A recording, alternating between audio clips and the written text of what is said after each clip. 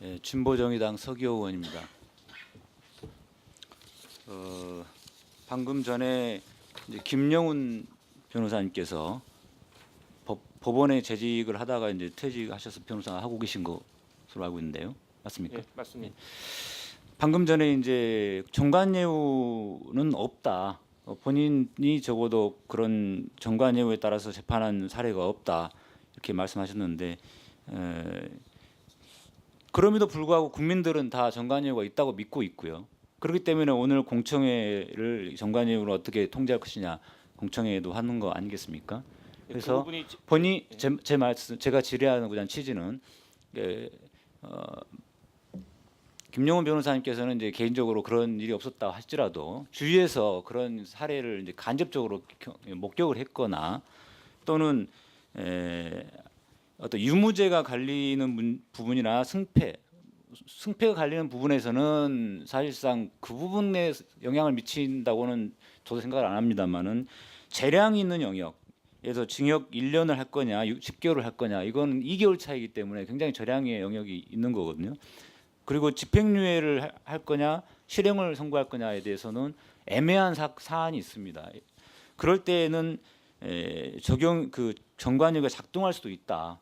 그리고 어떤 절차적인 배려에서는 있을 수 있는 부분이 많이 생기고 그다음에 아무래도 이런 부분에 대해서 다 영향을 안 받는다 할지라도 역시 전화가 오거나 뭐 정관 출신 변호사가 선임되면 신경이 쓰이는 건 또 사실이지 않습니까? 이런 부분에 대한 답 좀 이렇게 이야기를 좀 해주시는 게 좋을 것 같습니다.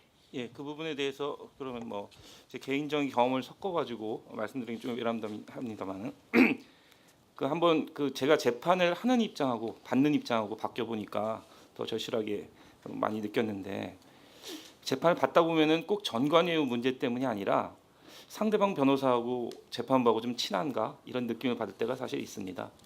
제가 볼 때는 전관예우 문제는 통계적으로 그런 쪽 그 전관 출신들이 아무래도 좀 재판부에서 혹시 또 마찰이 생겨가지고 뭐 여러 가지 많이 나오지 않을까 조심하는 부분은 있는 것 같고요. 그래서 그 대하는 데 있어서 젊은 변호사들보다 좀 더 우대를 받는 측면이 있지 않을까 이런 생각은 듭니다. 다만 요새 또 젊은 변호사님들이 워낙에 목청이 크고 하는 분들한테는 오히려 또 조심을 합니다. 재판부가. 그래서 과연 그걸 일률적으로 말할 수 있을까 이런 부분이 있고요. 재판을 받다 보면은 상대방이 전관이 아니라 단지 동문이나 여러 가지 이유로 해서 이거 좀 내가 이렇게 취급을 받아도 되나 이렇게 감정이 들 때도 있었습니다. 그건 정관예우 문제는 아닌데요. 결국은 인간의 본성 또 우리 그 뿌리 깊은 연고주의 이런 것 때문에 영향을 받는 부분이 있다. 전관이 과연 그것을 배제한 채 그냥 전관이라는 이유만으로 이렇게 되는 것인가? 그거는 문제가 있다 보고요. 또 유무죄나 뭐 양형 사실은 과거 뭐 전관 많이 그 얘기가 되고 있습니다만은 오히려 검찰권이 강하던 시대에는 전관이고 뭐고 검찰이 더 강해가지고 전관이 아무리 나서도 당연히 무죄가 돼야 됐었거니 유죄가 되는 그런 경우가 많았습니다. 제가 개인적인 말씀 더 드리면 뭐 저는 무죄 판결 많이 해가지고 거의 뭐 쫓겨났다시피 법원을 나왔기 때문에 뭐 그런 부분은 자신 있게 말씀드리고요. 그리고 지금 이제 법조에서 많이 문제되는 것은 재판이라는 것이 그 우리 국민들이 느낄 때 굉장히 그 일생에 한 번 겪을까 말까 하는 중대 사이기 때문에 여러 가지 의심도 생기고 이런 것 때문에 부각된 거고 오히려 제가 볼 때 이 사회가 점점 발달함에 따라서 아까 그 정책에 대한 영향력 말씀하신 의원님 정말 맞는 말입니다. 이 재판 개인적으로는 이게 굉장히 개인사에 중요한데 국가적으로는 정책에 영향력을 미치는 그 정책 결정의 영향력을 지금 현재 정부 공직자윤리위원회에서 취업 제한 심사할 때 고려조차 안 하고 있다고 합니다. 그래서 이게 지금 직무 관련성에 대해서 단지 그 직무를 맡았느냐를 보는 거지 전체 정책을 영향을 미치는 이 중대한 정책 결정하는 그런 분들에 대해서 취업 심사가 다 형식적으로 이루어지고 다 허가가 되고 좀 관점을 달리해야 되는 것이 아닌가 뭐 그런 부분이 생각이 들고요.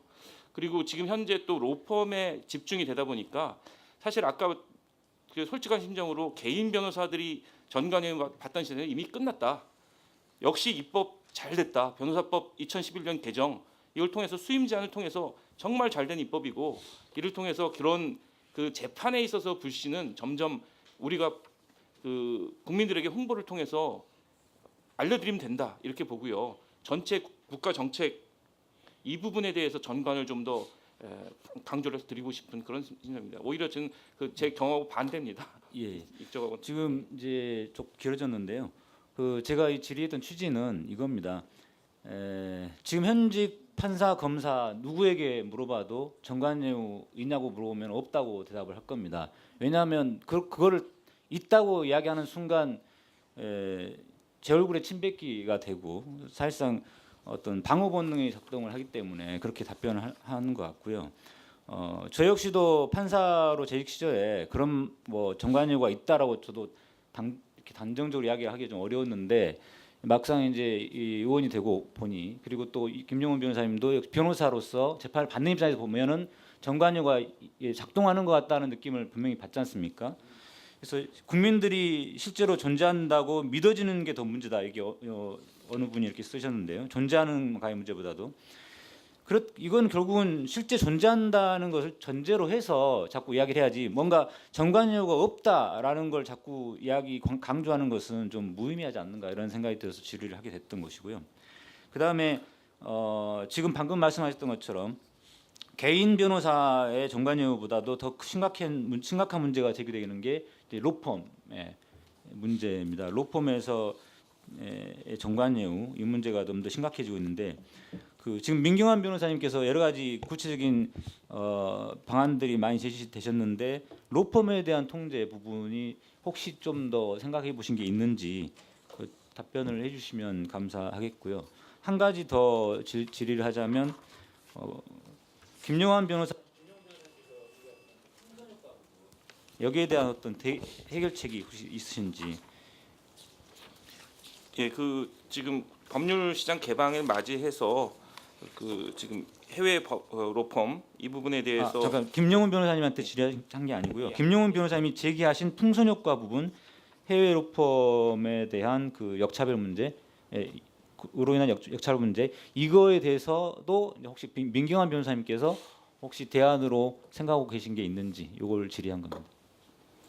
예, 먼저 로펌에 대한 대안이 있는지. 근데 그게 아까 말했듯이 법 시행함으로 인해서 개인 변호사에 대한 것은 많이 역조 요구가 있었는데 오히려 이제 현직 출신들이 전부 대형 로펌으로 가가지고 대형 로펌에서 이제 많이 문제가 생기는데 지금 가장 문제가 생기는 게 현직 출신들이 대형 로펌에 가가지고 그 사건을 선임했으나 그 변호사 담당 지정서에는 본인 이름을 빼고 할 수가 없으니까 그냥 뒤에서 다 그 사건을 총체적으로 기획하고 조정하고 변론하면서 선임기만 안 냈을 뿐이지 다 전적으로 관여를 하고 있습니다. 그럼 그것은 분명히 그 사건은 금지 조항에 해당되는데 단지 선임계 이름이 없다는 이유로 지금 규제를 받지 않고 있는데 그럼 그것을 어떻게 다룰 거냐? 그래서 제가 표준계약서 이야기도 한 겁니다. 표준계약서에 반드시 그 정관을 보고 갔으면은 그 정관이 이름을 쓰게끔 하고 그 법인 이름으로 쓰지 말고 법인에다 반드시 담당 변호사 이름 쓰게 하면은 그 뒤에 나타나 있는 변호사 담당 지정서에는 없지만은 거기 계약서에